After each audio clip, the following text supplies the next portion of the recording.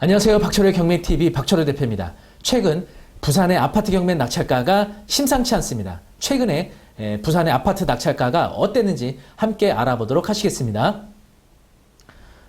일단은요, 가장 최근에 발표됐던 6.17 대책이 있었죠. 이 6.17 대책으로 인해서요, 전국의 아파트 경매 시장이 약간 판도가 좀 달라지고 있습니다. 일단 그러면 6.17 대책 때 어떤 것들이 발표됐는지 보도록 하겠습니다. 일단은 투기과열지구 조정대상 지역이 확대됐죠. 사실은 거의 수도권을 타겟으로 합니다. 그동안 경기나 인천 쪽이 아파트 가격이 급상승하다 보니까 전반적인 시세를 이끌어내게 됐죠. 그러다 보니까 정부에서 경기도와 인천을 거의 조정대상 지역 또는 투기과열지구로 거의 빠짐없이 지정을 했습니다. 경기도 쪽에 뭐 파주나 김포, 또 기타 철원, 연천, 동두천 이쪽을 제외하고서는 일산부터 의정부까지 경기도 거의 전 지역을 조정대상 지역 또는 투기과열지구로 지정을 했죠. 바로 이로 인해서 수도권의 낙찰가가 영향을 받게 됩니다. 잠시 후에 설명드리고요. 그리고 또 대출에 관한 부분이었죠. 주택, 임대사업자, 개인사업자든 법인사업자든 주택담보대출을 전면 금지하고 있습니다. 그래서 부동산 관련된 업종으로는 이제 전혀 대출받을 수 없게 되는 거죠. 사실 그동안 법인을 통한 갭 투자들 많이 해왔잖아요. 이게 이제 막힌 겁니다. 대출이 전면 금지되다 보니까. 그리고 규제 지역 내 주담대 처분 전입 조건을 강화시켰죠. 원래 조정대상 지역 내에서요, 1주택자가 추가로 대출받기 위해서는 이전 주택을 1년 이내 처분하고 신규 주택에 1년 이내 전입을 해야 되는데 기간을 단축시켰습니다. 6개월 이내 기존 주택 처분하고 6개월 이내 신규 주택 전입해야 됩니다. 요거 기간을 좀 단축시켰죠. 이런 것들이 6.17 대책의 핵심 바로 사항들이었죠. 사실 대출에 관련된 것과 규제 지역을 확대 적용했다는 것, 이것이 수도권 아파트 거래 매매에 상당한 영향을 미친 것으로 보여집니다. 그 외에도요, 7월 31일자로 임대차 3법 중 2법이 시행이 됐죠. 계약갱신 요구권과 전월세 상한제, 이것도 사실은 갭 투자한 사람들 입장에서 상당한 부담감을 줄 수 있는 제도라고 볼 수 있습니다. 자, 그리고 지방세법을 개정을 시켜서 취득세를 중과시켰죠. 그래서 조정대상 지역 내에서는 2주택부터 8%, 3주택 이상은 법인과 함께 12%를 적용을 시키고요. 비규제 지역은 3주택부터 8%, 4주택 이상부터 12%라는 전국의 지역을 거의 빼놓지 않고요. 모든 전국에 있는 어느 지역이든지 2주택 또는 3주택부터는 취득세가 중과되는 이런 것들을 통해서 다주택 갭 투자를 상당히 저지시켰다. 이렇게 볼 수가 있죠. 네, 자, 그러면 6.17 대책 이후에 주택 거래량, 각종 관련 기사들이 쏟아져 나왔는데요. 부동산 규제 계약갱신 청구권까지 8월 주택 4% 급감, 서울 아파트 거래량 뚝, 그리고 부동산 꽁꽁, 서울 아파트 매매 전월세 계약 급감, 살 사람 있는데 팔 사람 없다, 서울 아파트 한 달 거래량 최악함, 이런 각종 부동산 거래량 감소로 인한 뉴스들이 계속 쏟아져 나왔었죠. 실질적으로 한국감정원 통계자료 보시면요, 서울을 포함한 전국적인 주택 거래량이 감소됐다는 것을 알 수가 있죠. 자, 그러면 6.17 대책 이후에 낙찰가는 어떤 영향을 받고 있는지 통계를 한번 지역별로 알아보도록 하시겠습니다. 일단은 서울입니다.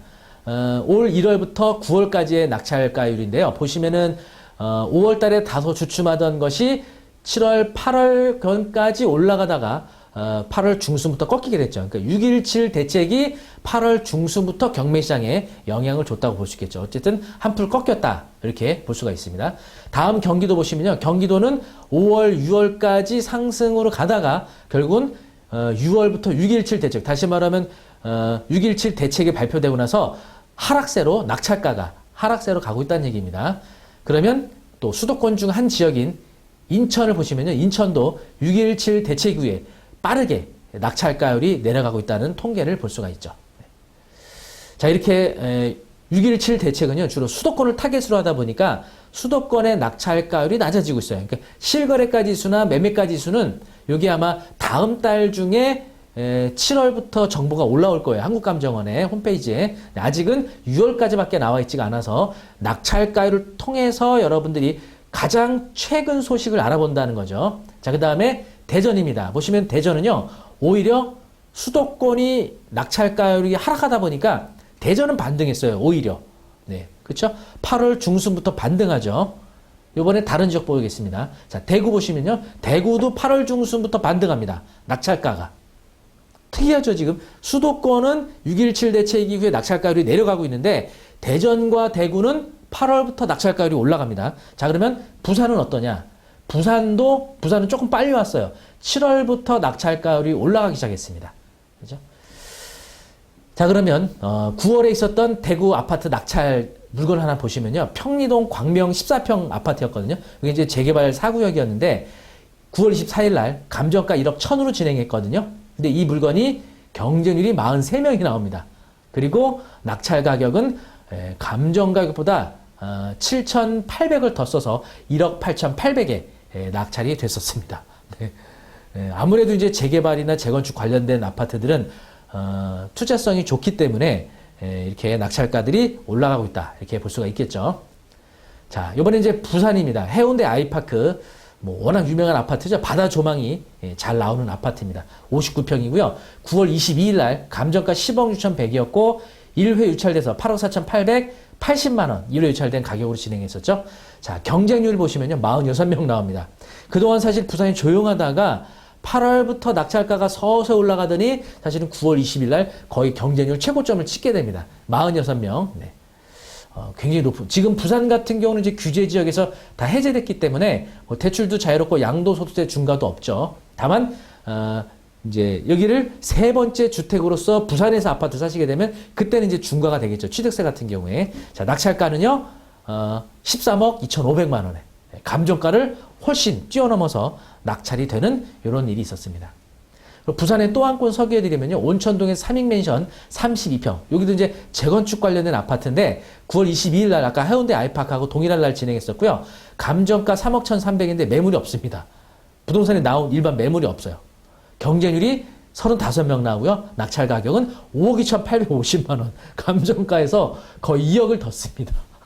네, 부산이 이렇게 최근 들어서 낙찰가에 크게 반등을 했다. 이렇게 알 수가 있죠. 그러면 부산에서 진행 중인 경매 물건 하나 추천드리도록 하겠습니다. 남천 코롱 하늘채 골든비치입니다. 12층 48평. 입주년도가 얼마 안 됐어요. 2009년도. 그러니까 10년 차밖에 안 된 거의 신축급 아파트다. 이렇게. 그래서 남천역하고 도보로 한 10분 이내 거리고요. 그리고 옆에 보이시는 삼익비치. 삼익비치가 이제 재건축을 하게 되겠죠. 네. 감정가는 6억 9,400이고요. 네이버 부동산에 의한 시세는요, 11억 5천이기 때문에 거의 시세 대비 감정가 반값이에요. 시작가부터가. 네. 10월 5일날 진행하는 거고요. 대항력인 임차인이 배당 요구해서 특별히 인수할 거는 없는 것으로 네, 보여집니다. 네, 이렇게 거의 신축에 속하는 아파트예요. 그러니까 남천동에서는 거의 신축급 아파트라고 보시면 됩니다. 네. 여러분 경매 물건에 대한 궁금한 사항은요. 네이버 카페 박철호의 경매 아카데미에 오셔서 질문 주시면 답변 드리고요. 경매와 관련된 공매와 관련된 다양한 물건들도 보실 수 있습니다. 그리고 유튜브 박철호의 경매TV 좋으셨다면 구독, 좋아요 부탁드리겠습니다. 감사합니다.